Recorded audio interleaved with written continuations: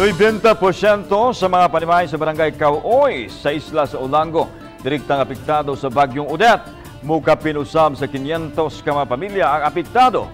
Siluan meron dina sa dugang detalye.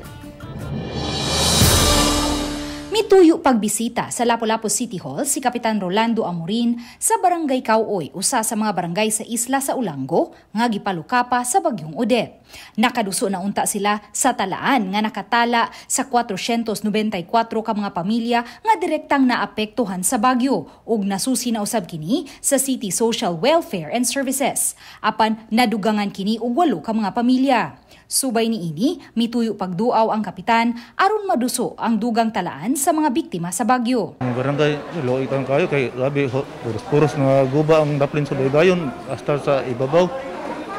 Yang among mga floating dito, purot ang tanan. Natubag na ang panginahanglan sa pagkaon sa mga mulupyo sa dakbayan tungod sa mga food packs nga gihatag sa dakbayan ug sa ubang pundok nga mitabang kanila. Apan giangkon sa kapitan nga labing kinahanglan kaayo sa ilang katagi barangay mao ang financial assistance nga ilang magamit sa pagpabarog sa nagusbat nga mga panimay.